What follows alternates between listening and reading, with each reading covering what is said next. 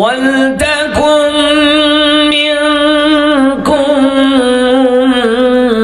উম্মাতুন ইয়াদউনা ইলাল খায়র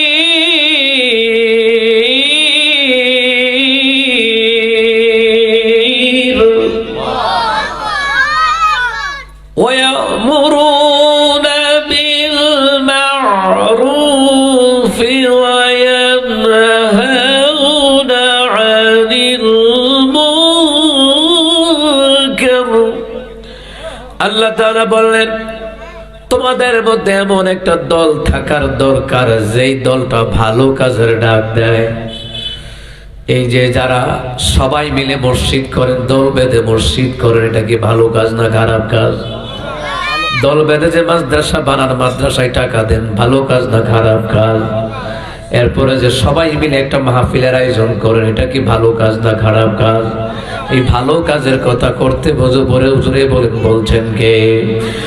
ওয়ালতাকুম মিনকুম উম্মাতুন ইয়াদউনা ইলাল খায়র ওয়া ইয়া'মুরুনা বিল মা'রুফ ওয়া ইয়ানহাউনা 'আনিল মুনকার। তোমাদের মধ্যে এমন একটা দল থাকার দরকার যেই দলটা ভালো কাজের ডাক দেয়। শুধু তারা ভালো কাজের ডাক দেয় না, এক নাম্বার তারা মন্দ কাজে বাধা দেয়, দ্বিতীয় নাম্বার তারা ভালো কাজের আদেশ দেয়।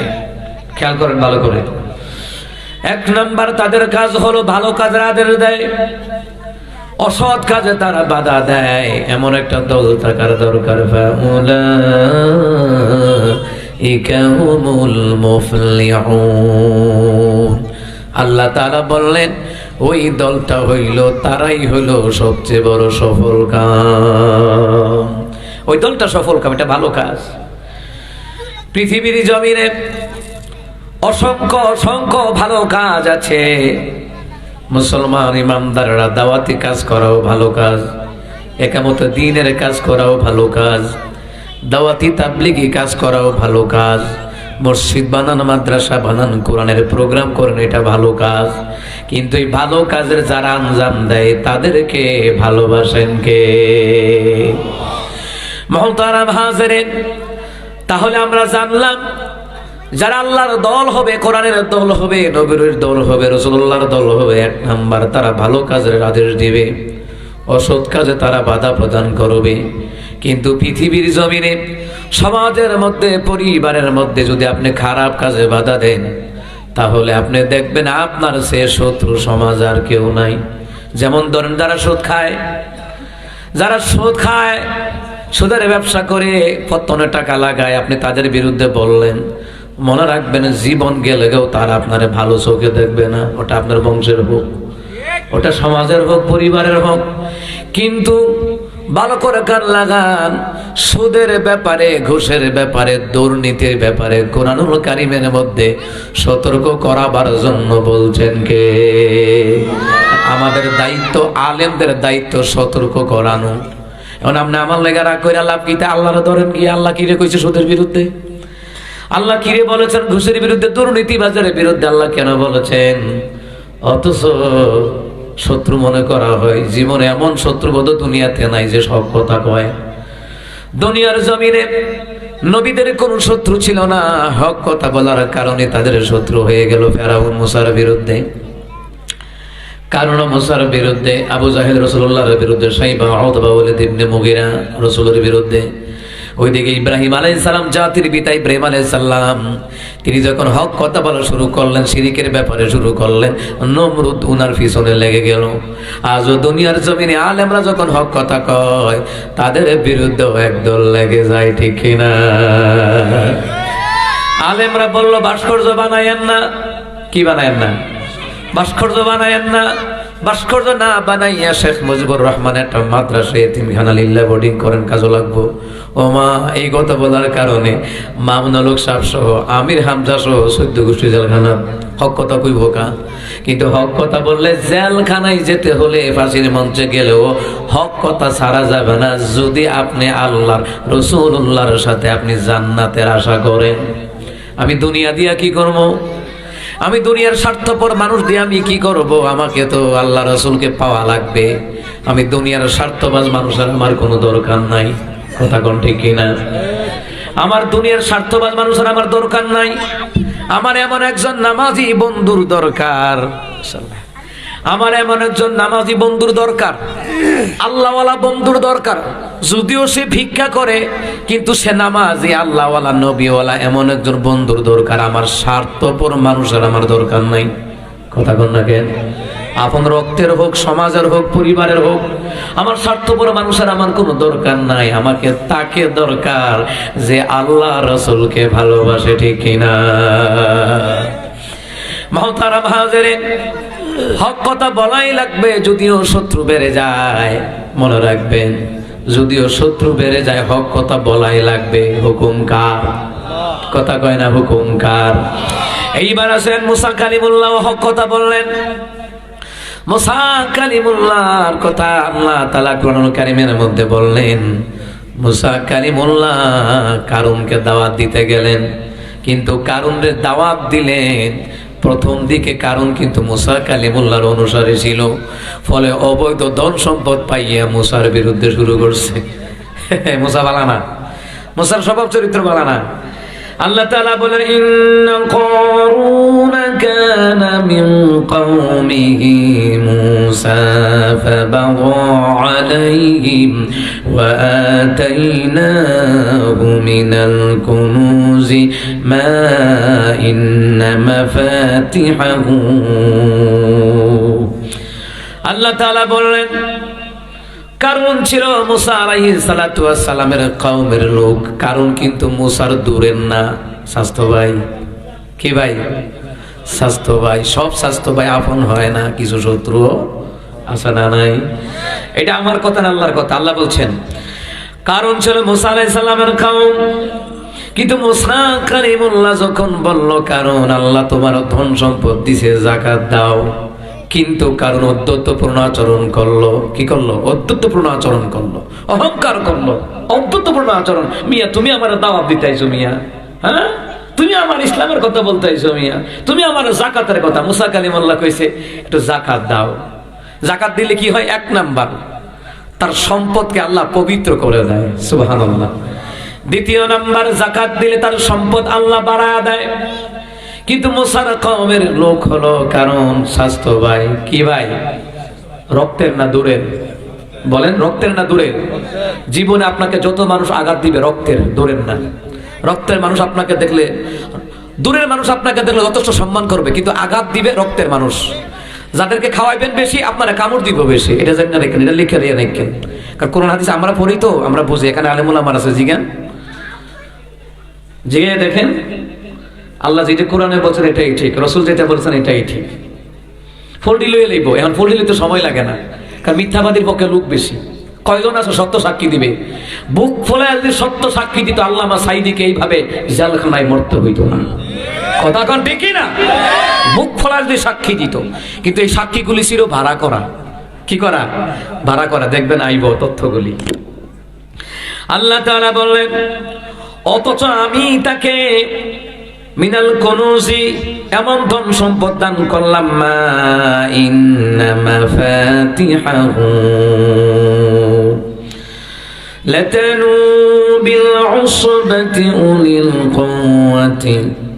এবার দেখেন আল্লাহ বলেন, আমি তাকে অসংখ্য ধন ভান্ডার দান করেছিলাম। আর যে চাবিগুলো, সেই ধন ভান্ডারের চাবিগুলো যে আমি আল্লাহ তাআলা দিয়েছিলাম, তার ধন সম্পদের চাবি ছিল একটা শক্তিশালী পুরুষের বোঝা।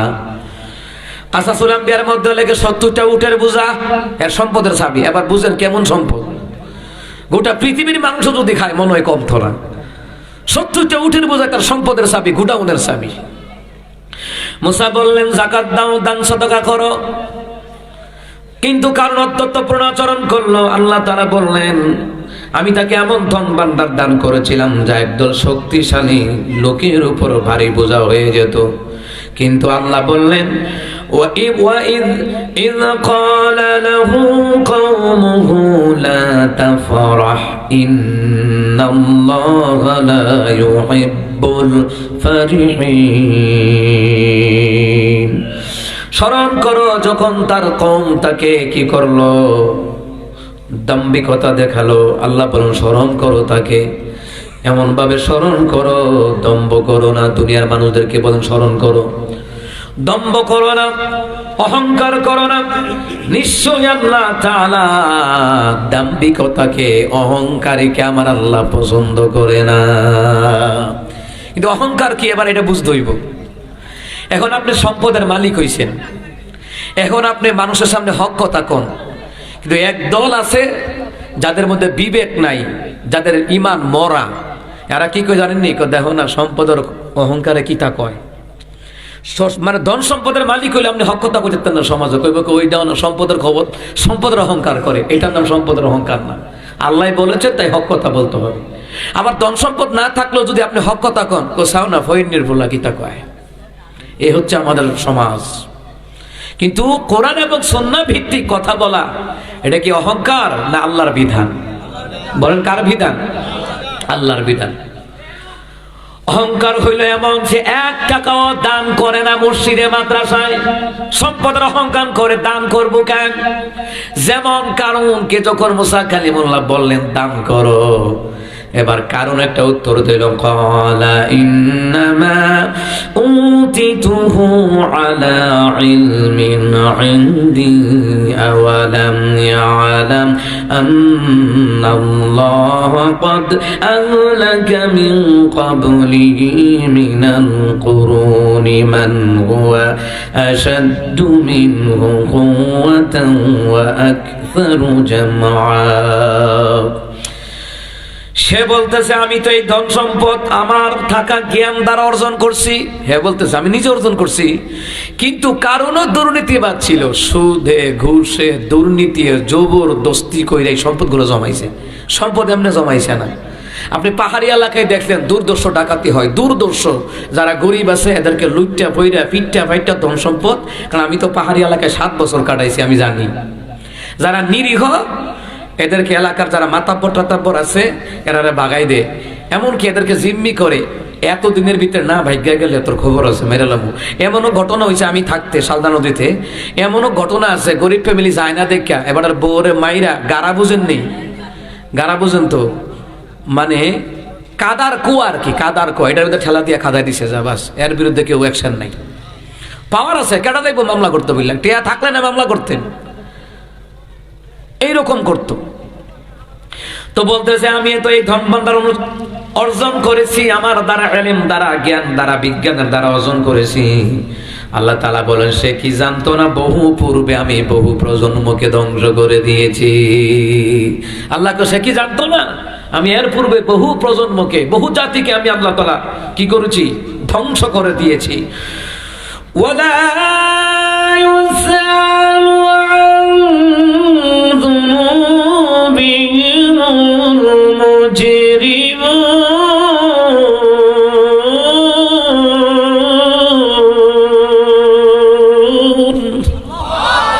আল্লাহ তাআলা বললেন আমি অপরাধীদেরকে তাদের অপরাধ সম্পর্কে আমি প্রশ্ন করব না, কেন অপরাধ করলে সময় হইলে আমি ধরে ফেলবো। সময় হইলে ধরবেন কে? কথা কয় না, ধরবেন কে? এই যে আলেমদের উপর নির্যাতন কত বছর গুজাইরা গেল, 16 বছর প্রায়। আল্লাহ ধরে না, ধরে না, কিন্তু আল্লাহ তাআলা যখন ধরলেন কেউ কি বাঁচাইতে পারছে? কথা কয় না, কেউ বাঁচাইতে পারে না। আল্লাহ তাআলা বললেন অপরাধীদেরকে আমি তাদের অপরাধ সম্পর্কে আমি আল্লাহ তাআলা প্রশ্ন করব না, সময় হলে ধরবেন কে? তুমি কতক্ষণ মিথ্যা কথা কইবা? তুমি কতক্ষণ আরেকজনের বিরুদ্ধে তুমি অপপ্রচার চালাবা? কতক্ষণ চালাবা? এটার ধরা আল্লাহ একদিন ধরবে, আর যেই দিন ধরবে এই দিন কেউ বাঁচাইতে পারবে না। এইবার আসেন কারণের ঘটনা বলি। এবার মূল ঘটনা হলো মুসা কালিমুল্লাহ বলেন কারণ তুমি দান করো, দান করলে 1 নাম্বার আল্লাহ তাআলা তোমার সম্পদ বাড়ায় দেবে। 2 নাম্বার আল্লাহ তাআলা তোমার সম্পদকে পবিত্র করে দিবে। তাহলে বোঝা যায় দান করলে সম্পদ পবিত্র হয় এবং সম্পদকে বাড়ায় দেয় কে? বলেন কে? মুহতারাম হাজিরিন, মসজিদ মাদ্রাসায় মাহফিলে দিনের মজলিসে দান করার জন্য কুরআনুল কারীমের মধ্যে বলছেন কে? সূরা আলে ইমরানে আল্লাহ তাআলা বলছেন আল্লাযীনা ইউনফিকুনা ফিস সাররাই ওয়াদ-দাররাই ওয়াল কাযিমিন والكاظمين الغيظ والعافين عن الناس والله يحب المحسنين জোরে পড়ুন আল্লাহু আকবার। আল্লাহ কি কই দেখেন, যারা ধনী হওয়ার পরও দান করে, গরিব হওয়ার পরও যারা দান করে, মানুষকে ক্ষমার নজরে দেখে, রাগকে কন্ট্রোল করে, এমন মুহসিন বান্দা বান্দিদেরকে সরাসরি ভালোবাসেন কে? আপনি যদি কোন আমি নিজেই চলতারি না, মসজিদে কি টেহা দেন, এই ফাফরবাজি চলবে না। আপনি যদি বলেন নিজেই চলতারি না, কি এর মাদ্রাসা দিতাম, কি এর মাহফিলও দিতাম না, এই কথা বলার সুযোগ নাই, আপনাকে দিতে হবে। আপনি রাসূলের উম্মত না, দিতে হবে। আবু বকর দিছে কেমনে? তাবু করে যুদ্ধে যাবে, নবী বললেন যার সামনে যাহা আছে হাজিরি করে দাও, যার সামনে যা আছে আজকে যুদ্ধের ময়দানে যাবার জন্য দান করো। সবাই দান করলো। রাসূল বললেন সবাই দান করেছো, কিন্তু আমি আমার আবু বকরকে দেখি না কেন? হযরত আবু বকর একটা পিলারের আড়াল থেকে বের হয়ে আসলেন। বের হয়ে আসিয়া একটা পুটুলির মধ্যে যা ছিল তাহাই দান করে দিলেন, সবকিছু দান করে দিলেন। রাসূল সাল্লাল্লাহু আলাইহি সাল্লাম বললেন হযরত আবু বকরের দুই চোখের কোনা বেয়ে বেয়ে পানি পড়তেছে, চোখের পানি ঝরছে, দাড়ি ভিজে যাচ্ছে, বুক ভিজে যাচ্ছে। রাসূল বললেন আজকে যারা দান করেছো সকলের দানের চাইতে আমার আবু বকরের দানটা আল্লাহর কাছে প্রিয় হয়ে গেছে। সমস্ত সাহাবীদের মনে যেন কোনো খারাপ সন্দেহ যেন না হয়। রাসূল আবার ভেঙে দিলেন, এরে ওমর তুমি কতটুকু দিয়েছো, কতটুকু এনেছো? আবু তালহা তুমি, ও উসমান তুমি কতটুকু দিলা, কতটুকু রেখে আসলা? সবাই যার যার ব্যাখ্যা বিশ্লেষণ দিলেন। এবার রাসূল বললেন আবু বকর তুমি কি এনেছো আর কি তোমার ঘরে রেখে আসলা? হযরত আবু বকর সিদ্দিক রাদিয়াল্লাহু তাআলা চোখের পানি ছেড়ে দিয়ে জবাব দেন রাসূল আমার ঘরে জাগতিক সম্পদ বলতে যাহা আছে সবকিছু আল্লাহর নবীর প্রেমে সবকিছু হাজির করে দিলাম। আমার ঘরে আল্লাহ এবং তার রাসূল ছাড়া আর কোনো জিনিস বাকি নাই। সুবহানাল্লাহ। তখন সাহাবীরা বুঝতে পারছে যে রাসূল কেন কইছে যে আবু বকরের দানটা আল্লাহর কাছে প্রিয়। আপনি যে অবস্থায় থাকেন দান করতে ভুলবেন না, দান করেই যাবেন। মুহতারাম হাজিরিন, দান যেমন পাওয়ারফুল, আসমানে জিসমানি বালা মুসিবত থেকে আপনাকে বাঁচায়া দেবে, আযাব গজব থেকে বাঁচায়া দেবে। কারণ এই মাদ্রাসাগুলা কোরআন পড়ানো হয় কার? আল্লাহ রাসূলের কোরআন হাদিস পড়ানো হয়। মসজিদে আল্লাহর কোরআন রাসূলুল্লাহ হাদিসের পড়ানো হয়। জুমার দিন বয়ান করে নামাজ পড়েন। এই যে কোরআনের মাহফিলে উলামায়ে কেরাম বয়ান করেন, যে এলাকায় আলেম বেশি হয় এলাকায় রহমত বেশি হয়। সুবহানাল্লাহ বলবেন না?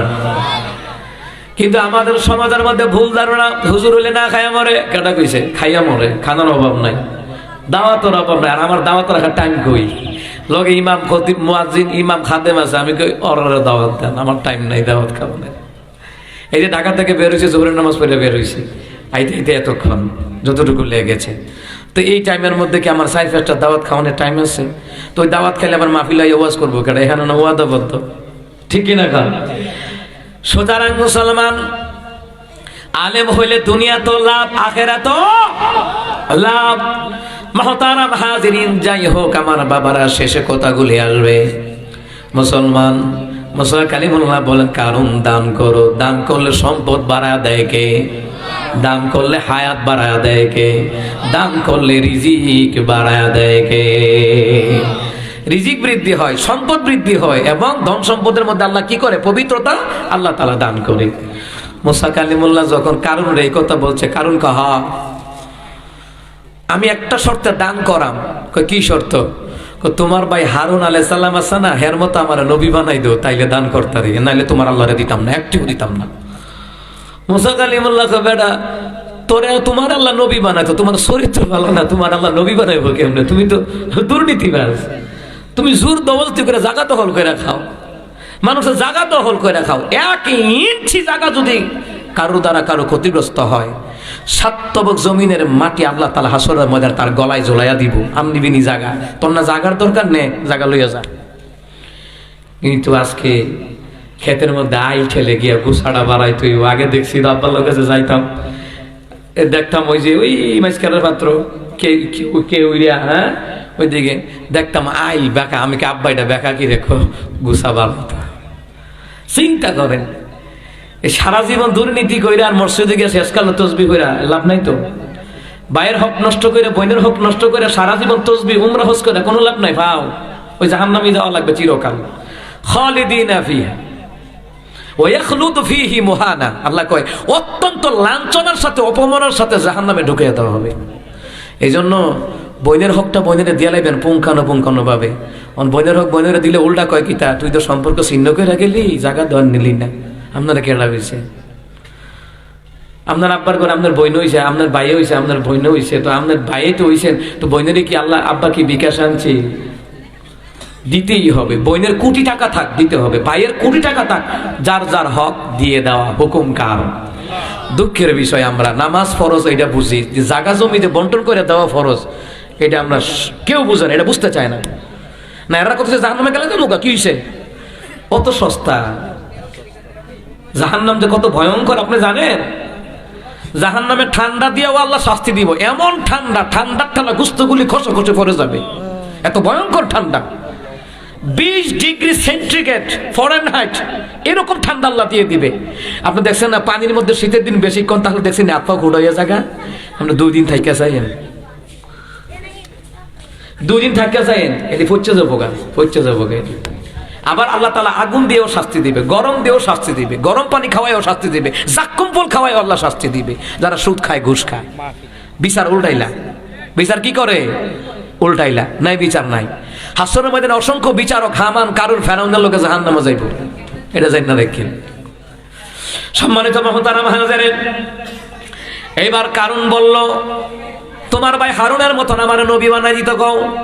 মুসা কালিমুল্লাহ কয় না না, তোমার চরিত্র ভালো না, তুমি আল্লাহর বন্দিগিও করো না, যাকাতও দিবা না, বলতেছো শর্ত লাগাইছো তোমার মতো নবী বানাইতো না, না তোমাকে নবী বানানো সম্ভব না। তো কারণ কইতেছে তোমার ভাই হারুনরে আল্লাহ নবী বানাইলো কেন?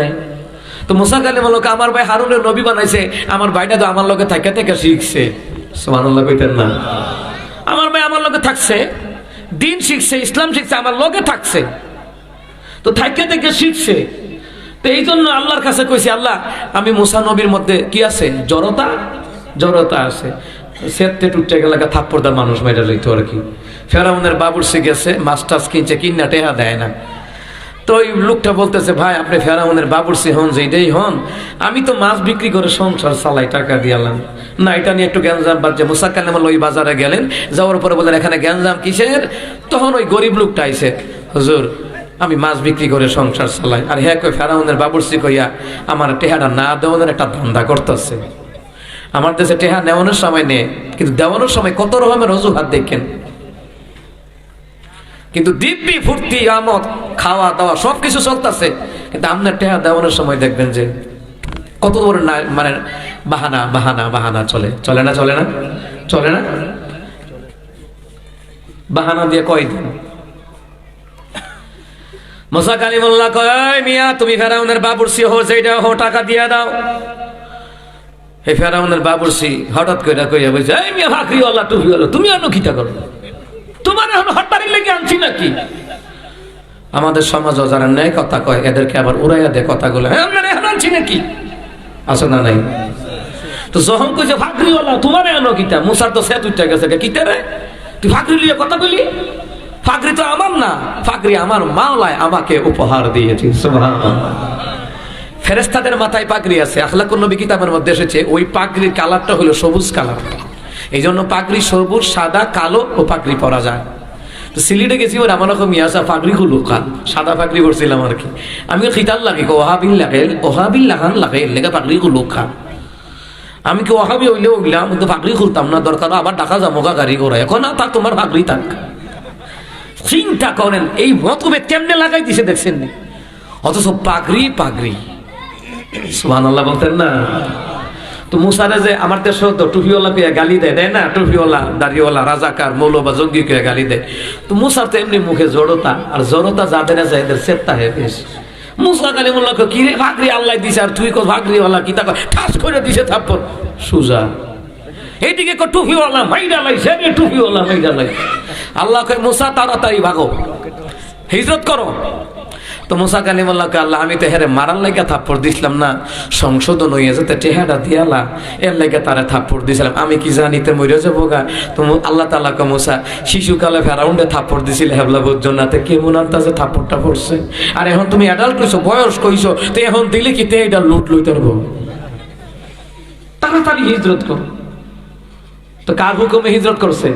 আল্লাহর হুকুমে। যাই হোক, এই জন্য মহতারাম হাজিরিন, মুসা কালিমুল্লাহর মুখে জড়তা।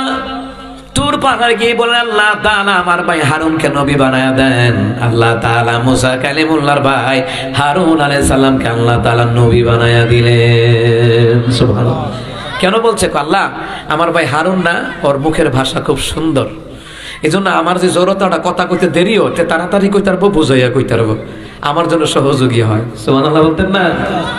আল্লাহ তাআলা হারুন আলাইহিস সালামকে নবী বানায় দিয়েছে। তো মুসা ব্যাখ্যা করে যে কারণ তুমি যে কইলা তোমার নবী বানাইতো, তো তোমার তো নবীগিরি পাওয়ার জন্য, নবুয়তি পাওয়ার জন্য যে গুণগুলি থাকার দরকার তোমার মধ্যে একটাও নাই। আন্তাজে তোমার নবীগিরি বানায় লাভ আছে? লাভ নাই। এবার কারণ বলতে যে ঠিক আছে তাইলে আমি আর যাকাত দেব না, আমি আর যাকাত দেব না। এইবার কারণ কি বলল? এইবার মুসা কালিমুল্লাহ সুন্দর করে জানায়া দিলেন ঠিক আছে যাকাত না দিলে এটার হিসাব আল্লাহর কাছে দেওয়া লাগবে। যাকাত, এবার আসেন যাকাত আপনি কয়টা খাতে ব্যয় করবেন? যাকাত কয়টা খাতে? এই যে যাকাতের টাকা 8টা খাতে যাকাতের টাকা ব্যয় করা লাগে। আমার গ্রামবাসী যারা আছে, ধনী গরিব যারা আছে, এই আলোচনাটা খেয়াল করেন। 8টা খাতে যাকাতের টাকা ব্যয় করতে হয়। কয়টা খাতে? 8টা খাতে। এখন কি আলেমরা ভালো জানে না আপনি ভালো জানেন? বলেন। কারণ আমরা আলেমরা যারা আছি তারা আমরা কোরআন হাদিস পড়ি। আমরা যদি কোন একজনের দেলাইতাম তো একজনের দেলাইলে বাকি 7 জন কিতা করবো? কিন্তু আমাদের সমাজে যাকাতের টাকা দিলেও মানুষের চাই পুরোটা তারে দেলাও। কোন ভিক্ষুককে যদি 5 টাকা দেন আর সে যদি কয় না 5 টাকা হইতো না, রাসূল বলেন সে মতো নিকৃষ্ট জালেম দুনিয়াতে কেউ নাই। যা দিছে এটাই আলহামদুলিল্লাহ। জোর করবা কেন?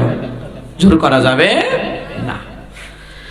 এক নম্বর ইন্নামা সাদাকাতু লিল ফুকারা'i ওয়াল মাসাকিন ওয়াল আমিলিনা আলাইহা ওয়াল মুআল্লাফাতি কুলুবুহুম ওয়া ফির রিকাবি ওয়াল গারিমিন ওয়া ফি সাবিলিল্লাহি ওয়া বিরিস সাবিল ফারিদাতাম মিনাল্লাহি ওয়াল্লাহু আলিমুন হাকীম। সুবহানাল্লাহ। জোরে পড়বেন না?